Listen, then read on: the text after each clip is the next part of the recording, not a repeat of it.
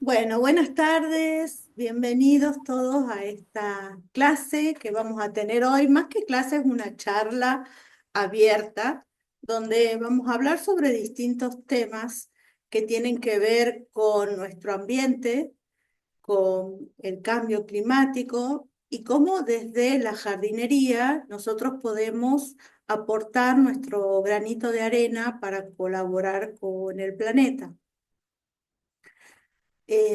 Entonces, bueno, voy a empezar comentándoles que como hay calendarios para todo, también hay calendarios ambientales donde se festejan, se celebran fechas con el objetivo de concientizar a las personas, a la sociedad, para que sean días donde se realicen acciones de reflexión para concientizar sobre un determinado tema, ¿no?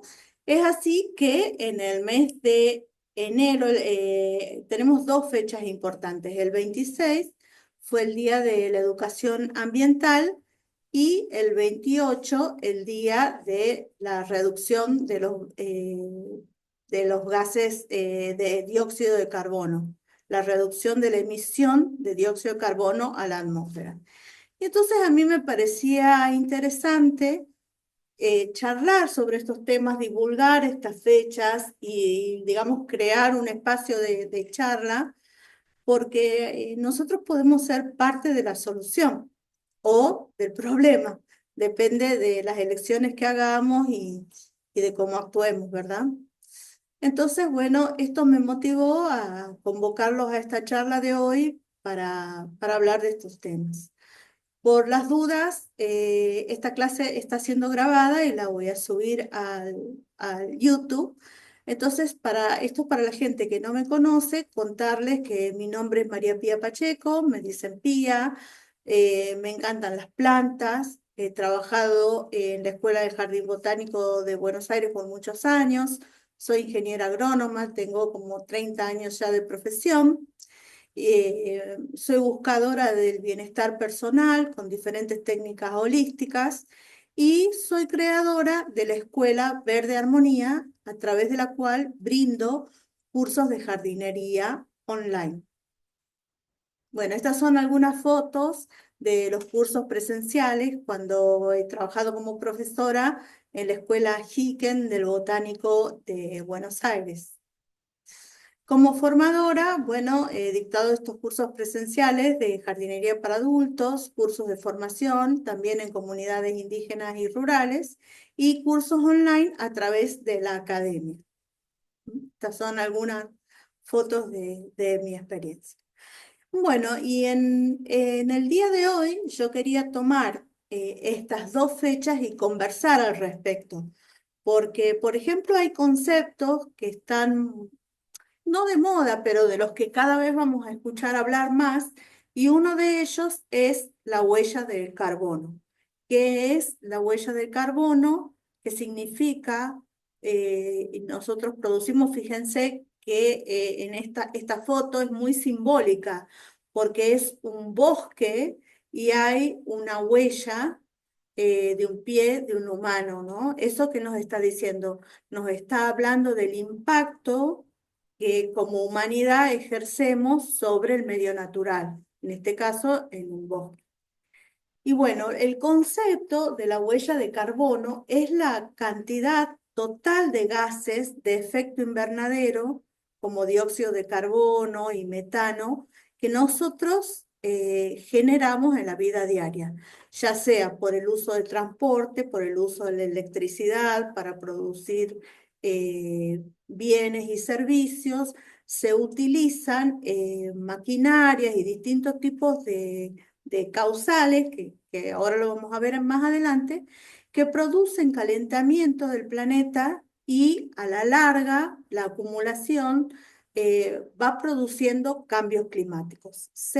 Si bien el cambio climático en algunas ideologías está negado, no podemos desconocer los cambios que cada uno de nosotros experimenta en relación al cambio climático.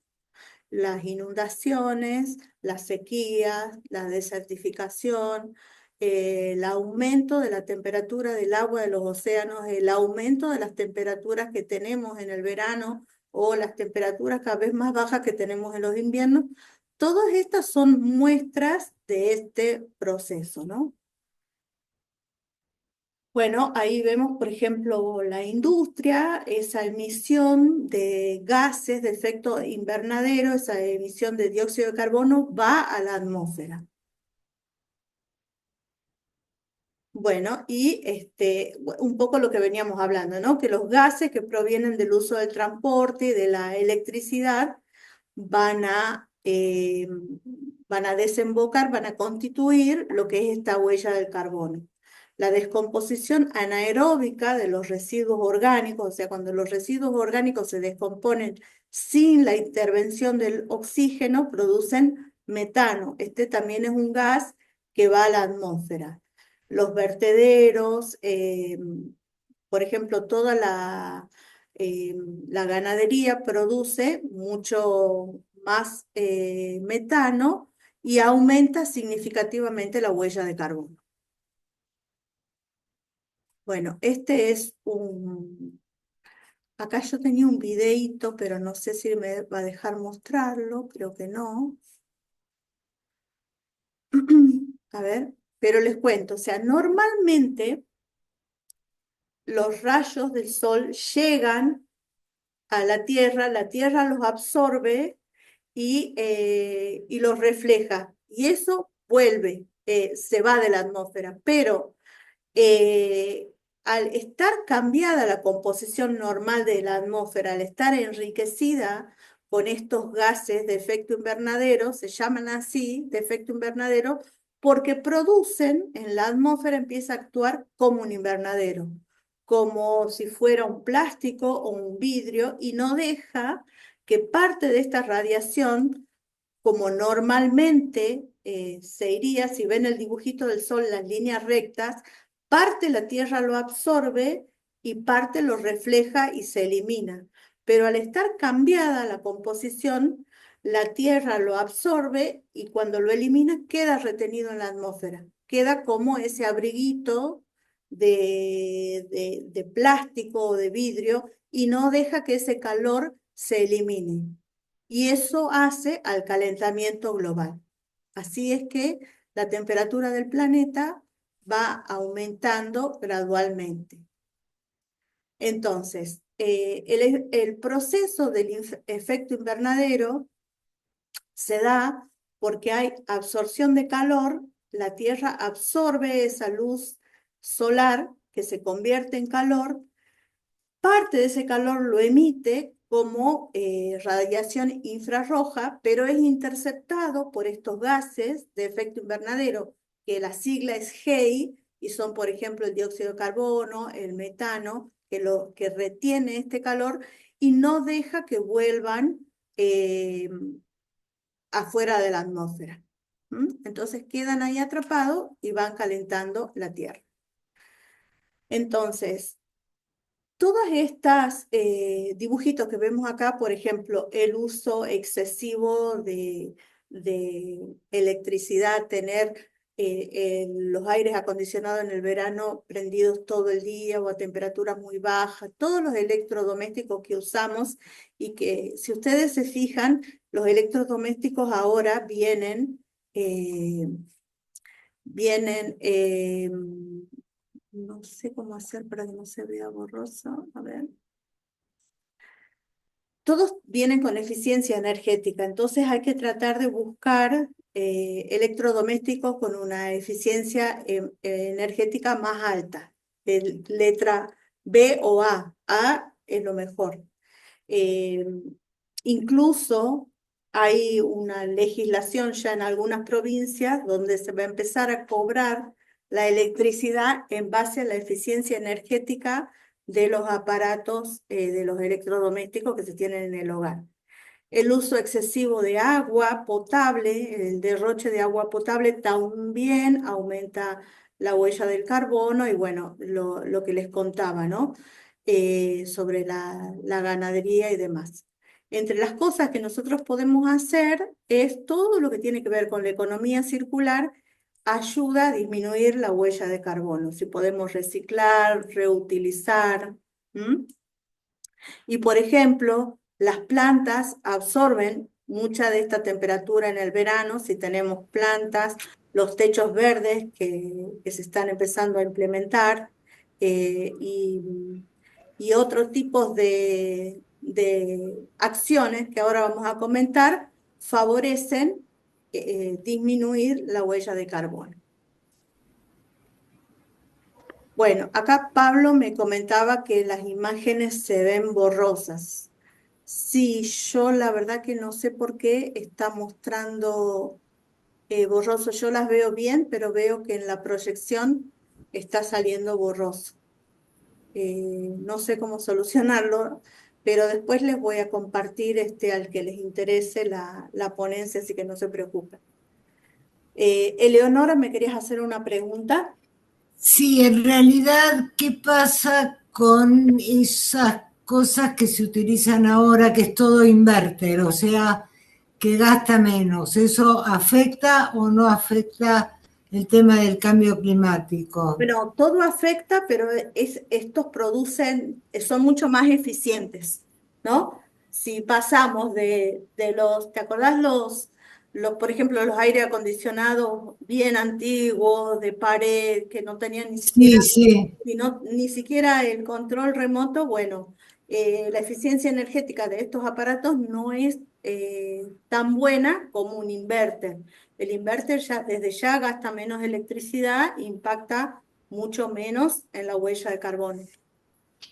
Y yo digo los menonitas, por ejemplo, que viven, tienen un aire y un clima bárbaro, entonces, por ejemplo, que ellos no gastan en transporte, no en energía, nada. Y no, Las tienen otra colonias, filosofía de vida. Hay que, claro, tienen una filosofía de vida totalmente diferente a la nuestra. sí, es otra cultura, otra religión. Eh, pero sí, tienen otros hábitos.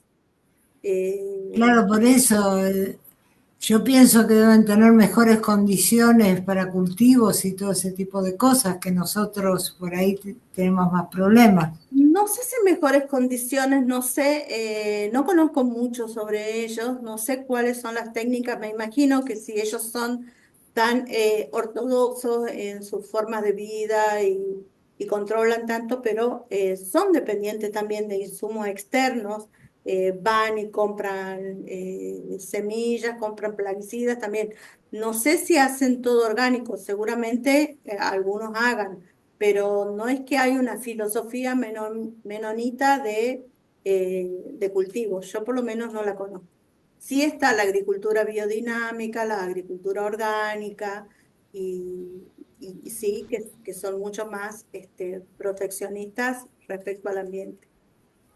Pero me imagino Gracias, que deben tratar de conservar, ¿no? Por esa filosofía que ellos practican. Bueno. muchas gracias, Pia. No, de nada. Y bueno, entonces continuando, uno de los beneficios ambientales para reducir la huella de carbono que podemos hacer desde nuestro lugar en la jardinería es enviar menos residuos al vertedero, hacer reciclaje y compost. Y esto nos ayuda a mejorar la calidad de aire y agua, a conservar más los recursos naturales y contribuimos a la biodiversidad. Entonces, bueno, si pensamos en estos gases de efecto invernadero, la huella de carbono, el cambio climático, eh, podemos preguntarnos qué hacer desde nuestro, nuestro lugar, ¿no? Nuestro lugar. Y bueno, creo que la jardinería consciente nos aporta herramientas para, para trabajar el jardín conscientemente a favor del medio ambiente. Y los principios que comparte la jardinería consciente son el uso de las plantas nativas, realizar estos compostajes, o sea, reutilizar todos los residuos orgánicos para o utilizar los nutrientes para abonar el suelo, reducir el desperdicio de agua y evitar los pesticidas sintéticos. Eso como son pilares de una jardinería más consciente que benefician a la protección de la vida silvestre. Entonces, en resumen, la jardinería nos hace presentes frente a este escenario, ¿no?, de pérdida de biodiversidad, de calentamiento global. También nos sirve para reconectarnos con la naturaleza, tener en cuenta que somos parte de la naturaleza y podemos ser parte de las soluciones, o por lo menos no seguir aportando a que los problemas ambientales se incrementen. La jardinería también nos conecta con el cosmos, con sus ritmos. Ustedes que han hecho el curso de conectando, cultivando conexiones, hemos visto una unidad sobre esto. Y bueno, cuida la biodiversidad y el planeta.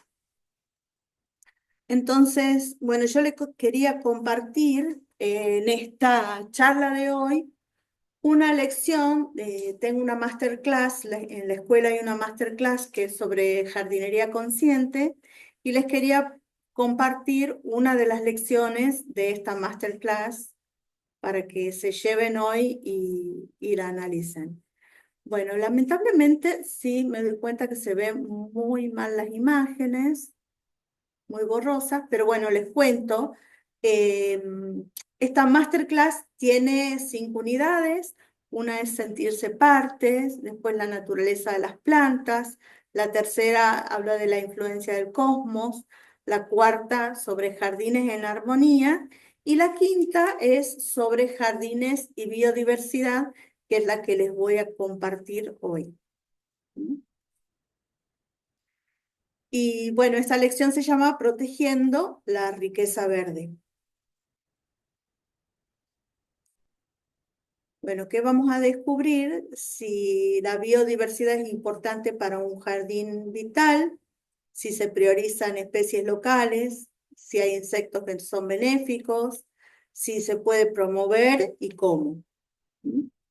Fíjense, esta foto también es muy simbólica entre un ambiente degradado, que lo representa como en blanco y negro, un árbol seco, y un ambiente en equilibrio.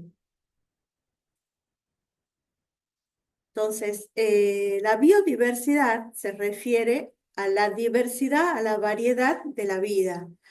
Es la suma total de todas las especies, y su preservación es esencial para mantener el equilibrio. O sea, cada una de las especies que están en el ecosistema son importantes, y una depende de la otra también, en forma directa o indirecta. Por eso es tan importante conservar, preservar y promover la biodiversidad, porque aportan a los sistemas sostenibilidad.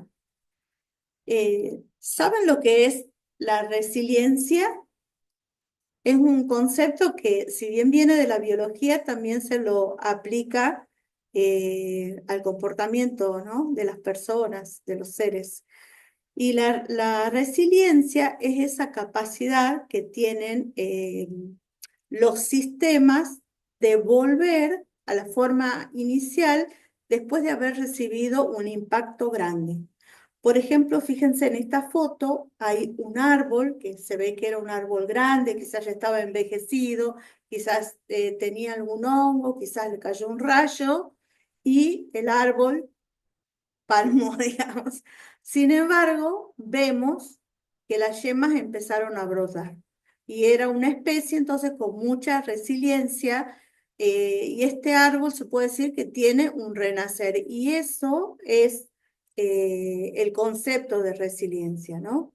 Y la biodiversidad le permite a los sistemas ecológicos entendiendo un sistema ecológico puede ser perfectamente un jardín, ese tipo de resiliencia, porque hay entre los elementos, los seres que están en ese sistema, hay interdependencia, hay redes, eso le da estabilidad. eh, Hay también un sentido de equidad y justicia en el uso de los recursos, conservación y uso sostenible.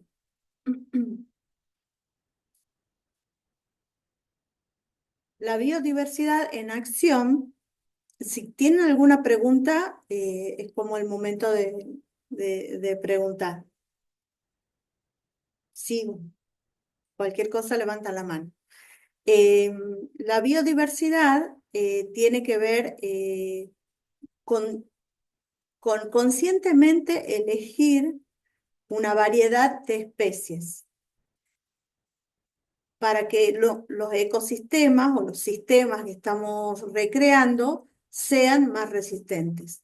En nuestros jardines es muy importante usar plantas nativas. Cada vez se está imponiendo más esta tendencia y es súper importante el uso de plantas nativas porque son plantas que están adaptadas a nuestros ecosistemas y también porque al ser esta interdependencia de redes, no solamente las plantas, sino insectos, animales, están todos relacionados y trabajan en red. Sí, Eleonora, decime tu pregunta. Pregunta, yo por ejemplo vivo acá en Capital Federal, entonces si quiero poner o hacer un jardín de plantas nativas, me conviene hacer plantas nativas rioplatenses, no por ejemplo una planta nativa de acá y una planta nativa de Bariloche, por ejemplo. Sí, sí, seguramente. Algunas especies se pueden adaptar, pero las que son de frío, no. Por ejemplo, mucha gente va a Bariloche y compra los lupinos, los traen a Buenos Aires, se mueren. A mí no se me dieron, Mm, yo me traje también los sí. lupinos y me traje una forsythia y tampoco se me dio. Bueno, pero Y tampoco es nativa de allá, me parece, ¿no? Y yo, sí, la forsythia es nativa de Bariloche. Sí, ok. Ahora, yo te pregunto una cosa, el coronillo, por ejemplo. El coronillo es un árbol que se da muy bien en la zona de Punta Indio, Ujú. este, que es zona ribereña y hay mucha banderita argentina, la mariposa. Sí. Acá en el Jardín Botánico tenemos Coronillo y sin embargo la banderita argentina ni noticias. Em, sí, pero habría que ver en otros lugares porque también hay tanta diversidad en el botánico que, que, que queda como desdibujado el coronillo ahí, ¿no? Hay muchas otras especies también por las que pueden ir. Entonces, yo he visto Yo, acá en Capital esa mariposa, sí la he visto. Entonces hay que buscar, no concluiría solo por el botánico, porque en el botánico es un microclima muy especial. para mí se da mejor en zonas ribereñas, pero esa es una idea mía, no sé. Probablemente sea así. Habría que investigarlo un poquito más. Pero sí se presenta esa, en Capital sí se la ve, a esa mariposita. Sí. Bueno, gracias. Bueno, continuamos entonces. Bueno, fíjense, por ejemplo, en estas dos fotos, hay una foto de un bosque con una riqueza y una diversidad de árboles, de plantas, frente a un monocultivo donde hay un marco de plantación, es toda la misma especie, las plantas utilizan los mismos recursos, o sea, ahí no hay justicia en el uso, que yo lo mencionaba en una diapositiva antes y quizás no se entendió, pero por ejemplo en un bosque hay distintos estratos, hay una diferenciación en el consumo de nutrientes por diferentes capas del suelo, diferentes estratos de absorción de luz, de uso del agua. En cambio, en un monocultivo, todas las plantas consumen el mismo tipo de nutrientes, se espera el mismo resultado, van a ser cosechadas al mismo momento y es, digamos, una industria extractiva. Por más que se usen fertilizantes, generalmente en un monocultivo se usan fósiles, salvo que sea un cultivo orgánico, y lo habitual es que año tras año se repite ese mismo cultivo. Entonces es una práctica que va degradando mucho el suelo y por lo tanto va degradando la diversidad, porque ya no vamos a encontrar ni las aves que había en el bosque, ni los insectos, ni los hongos asociados a las raíces del suelo. Hay un cambio y una pérdida de diversidad muy importante. Por ejemplo, los bichitos de luz desaparecieron. Ujú. Bueno, y las especies, cada especie cumple un rol único, cumplen diferentes funciones y eso le da estabilidad al ecosistema, cumplen funciones de polinización, cumplen funciones de control de plagas, etcétera, ¿no? Bueno, por ejemplo, acá tenemos claramente una abeja cumpliendo el rol de polinizador. Si pueden cerrar los micrófonos, les agradezco. Bueno, y otro tema interesante para hablar, un poco relacionado a lo que decía Eleonora hace un rato, es la diferencia entre plantas autóctonas y nativas. Una planta autóctona es una planta es originaria del lugar, es 100% compatible con el suelo y el clima. Y una planta nativa es una planta que puede ser de un centro de origen cercano, que han evolucionado y se adaptaron al 100%. Si bien se usan como sinónimos, hay una pequeña diferencia. Por ejemplo, es muy común, a ver si tengo esta foto de Buenos Aires, esta foto de Buenos Aires, con los jacarandás. ¿Mm? ¿El jacarandá que sería una planta autóctona o nativa? ¿Alguien sabe? Bueno, el jacarandá es autóctono del norte de Argentina, pero acá se adaptó al 100%, ¿sí? Entonces es una nativa. Pero se usan como sinónimos, como les decía, pero está esa pequeña diferencia, ¿no? Bueno, y hace un rato les comentaba sobre la mariposa monarca, lo había dejado marcadito en una diapositiva para comentarlo, que la mariposa monarca es un ejemplo que a mí me encanta para ilustrar la importancia de la biodiversidad y de la interconexión de ecosistemas. Ustedes saben que las mariposas monarcas migran de Estados Unidos a México. ¿Mm? Y dependen en México de la asclepia. La asclepia es una planta hermosa, es un hospedero de esta mariposa. Entonces, ellas, cuando, cuando llega el momento, migran y llegan a México en un día muy especial. Entonces, para conservar esta mariposa, hay que conservar el huésped. Y si uno quiere tener mariposas en el jardín, tiene que soportar que las larvas de estas mariposas se coman las hojas de nuestras plantas. Muchas veces las personas quieren tener un jardín de mariposas, pero quieren tener las plantas también sin ningún desperfecto, o sea, todas las hojitas perfectas. Y las mariposas se alimentan de las hojas en su estado larvario. Saben que las mariposas pasan por distintas fases, ¿no? Entonces, esta es la asclepia. Esta es la asclepia. Miren qué bonita que es. Las flores son muy vistosas, muy lindas, se llena de flores.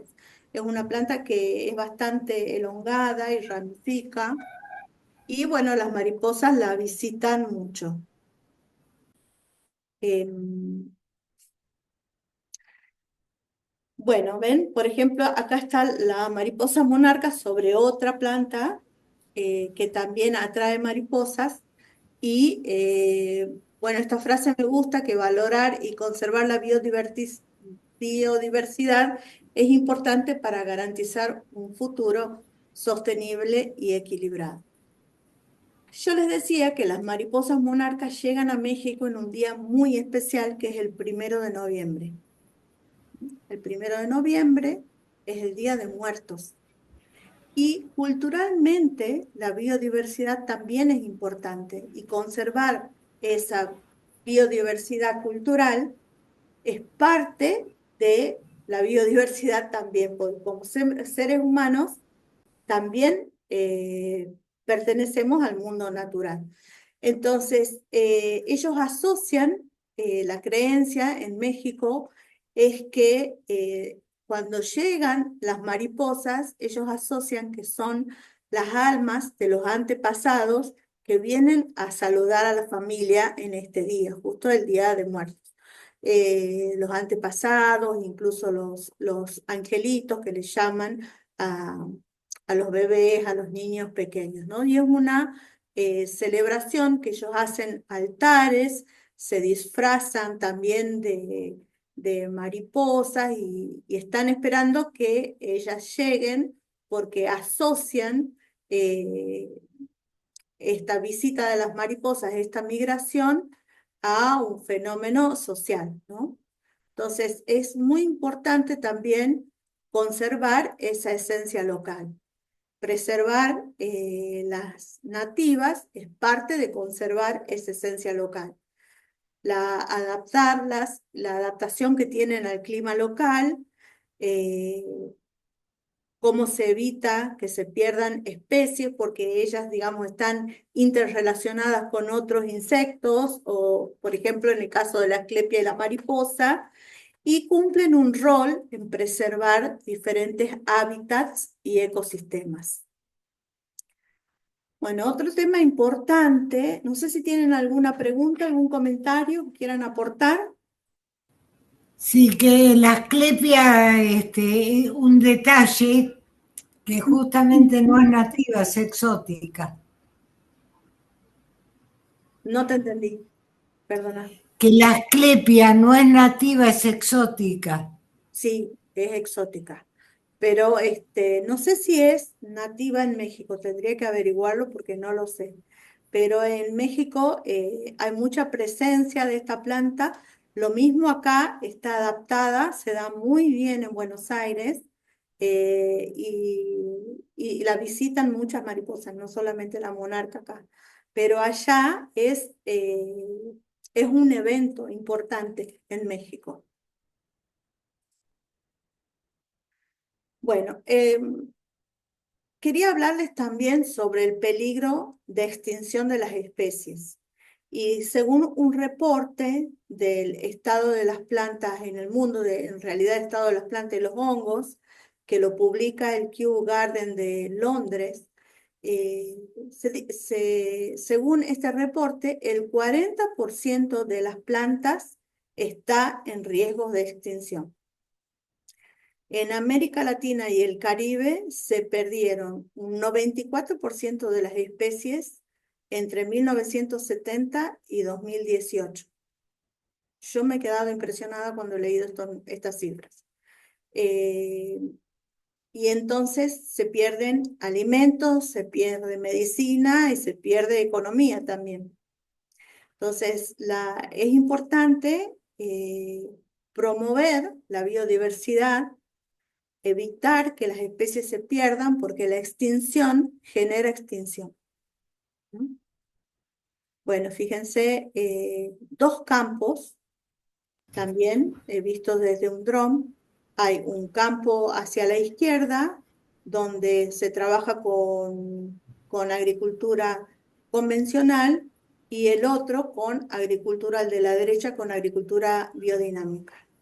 Fíjense la diferencia que hay de biodiversidad no solamente en cuanto a las plantas, sino todo lo que eso implica. Ustedes imagínense estar parados en uno de estos dos campos un día como el de hoy con 40 grados y las diferencias entre un ambiente y el otro.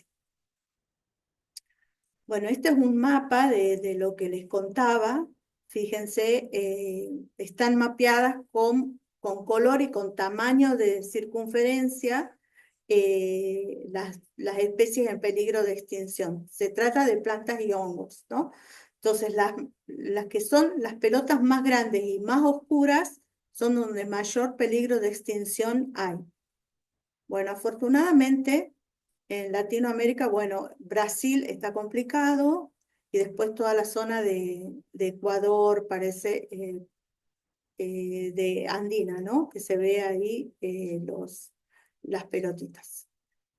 Afortunadamente en nuestro país se ha mapeado, más del 90% de las especies están reconocidas, están mapeadas y se está haciendo un trabajo importante para evitar esta extinción. Sin embargo, muchas veces cuando avanza la frontera agrícola, como es el caso de Brasil, y se avanza sobre selvas, sobre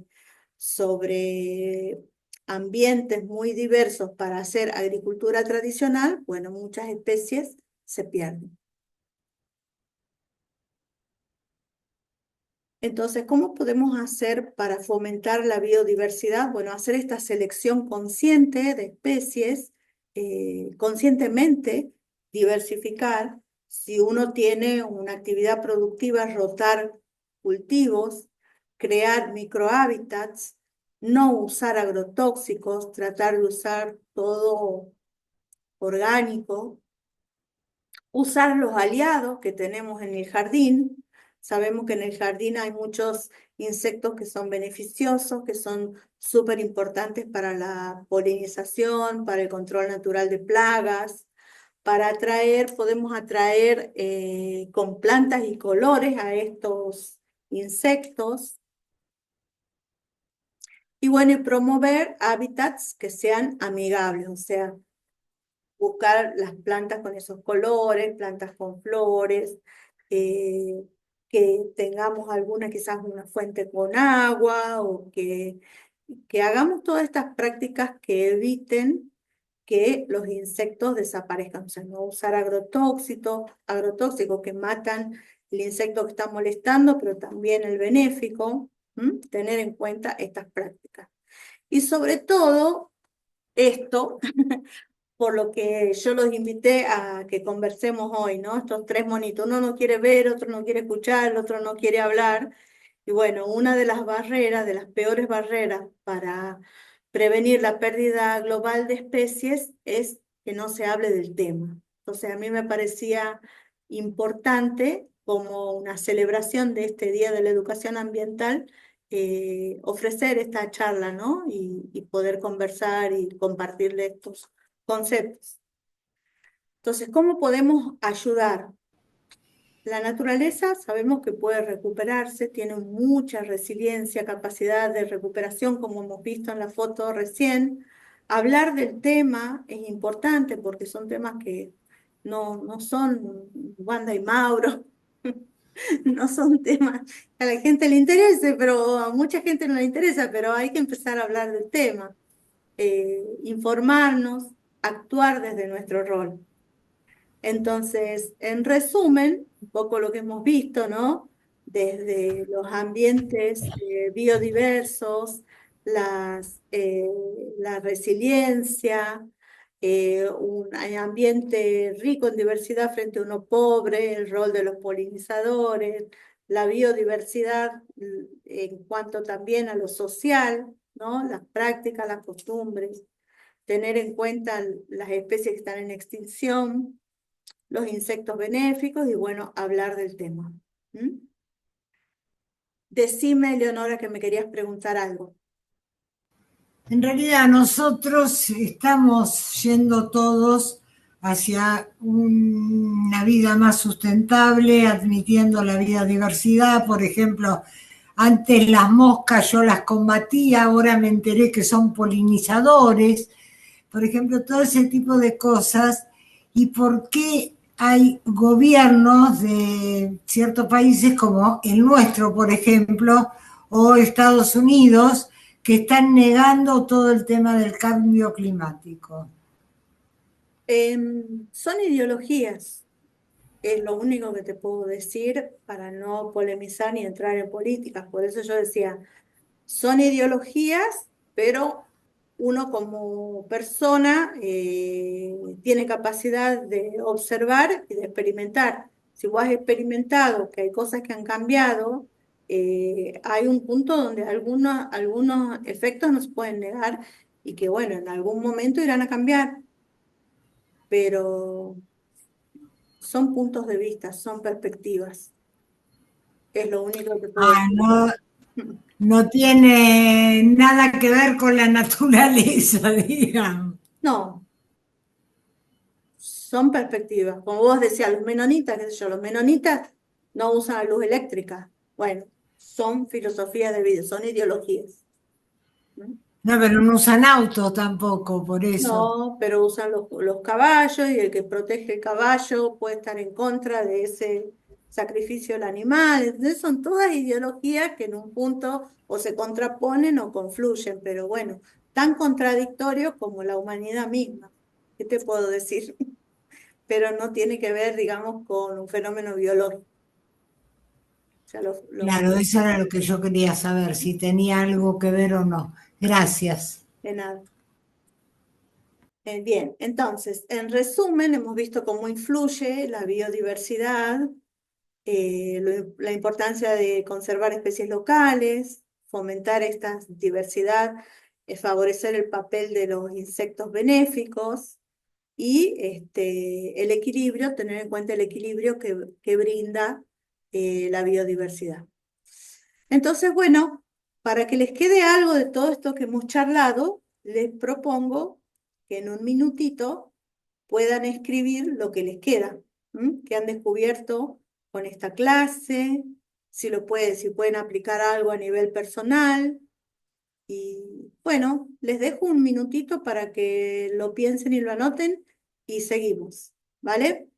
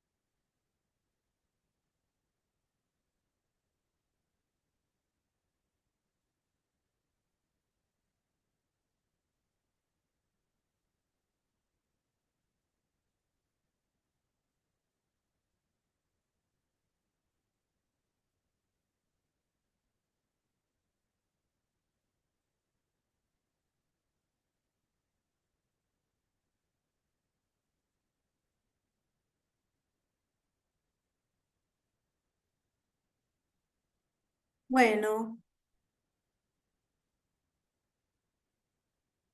¿han podido escribir algo? ¿Sí?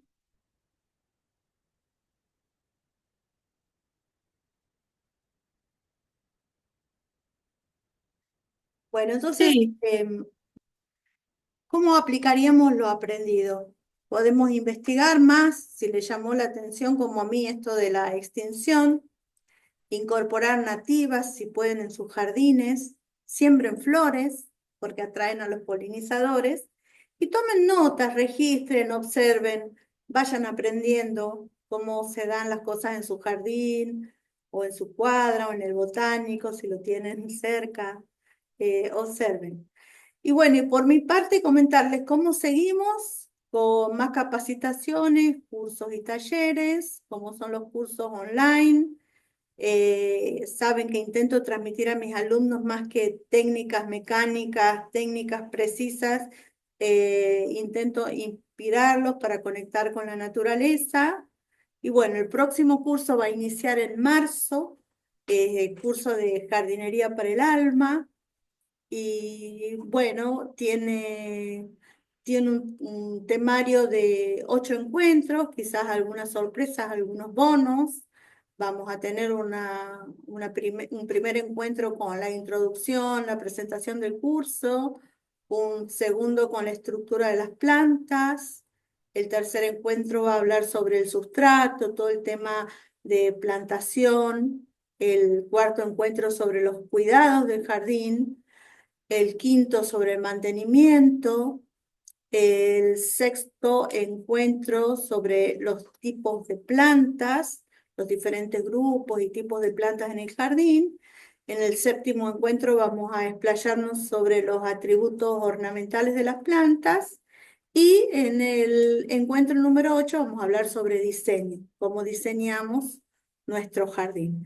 Todo esto va acompañado por material didáctico, por videos, por literatura y por alguna experiencia también que nos ayuda a conectar desde la jardinería con la naturaleza. Vamos a hacer meditaciones, vamos a hacer algunos ejercicios que nos ayudan a conectar con la naturaleza. Y bueno, para que lo comenten a sus amistades, si saben que hay alguien interesado, este curso va a empezar el 5 de marzo y termina el 30 de abril. ¿Mm? Y bueno, y como siempre pueden conectarse con nosotros a través de las redes sociales de la academia, Facebook, Instagram y YouTube. Eso por mi parte.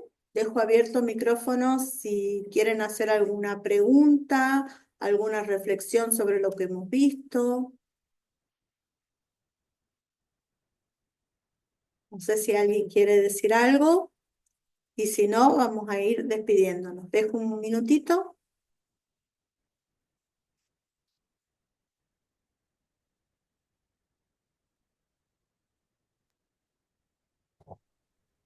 Ya, Sí, podés, a mí me quedé sorprendido con la imagen esa de la cantidad de especies que se han extinguido desde los años 70, no sé hasta qué fecha. Ese dato me interesa y quiero verlo de nuevo porque es. esto, el peligro de extinción.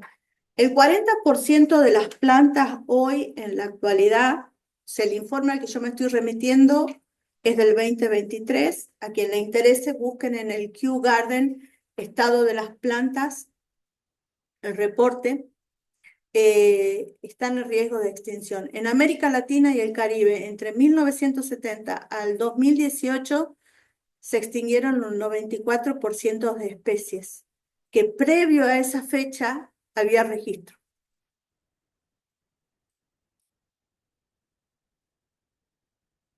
Sí, es un dato sorprendente realmente. Y después en el mapa, fíjense, todos los países también con alta densidad de población, cómo ha ido avanzando la pérdida de especies, ¿no? Cómo se han ido extinguiendo. Así que, bueno, para tener en cuenta.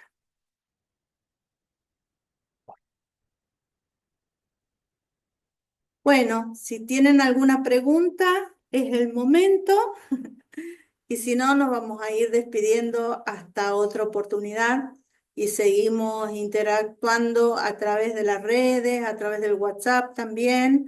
Y fíjense, en el Facebook yo voy a subir este video en YouTube, así que si quieren lo pueden volver a repasar. Y de mi parte, muchísimas gracias por haber estado presentes. Y bueno, los espero en cualquier otro evento que tengamos. A vos, María Pía, Bueno, hasta muchas luego. gracias. Chao, hasta luego, que estén muy bien. Chao, muchas gracias.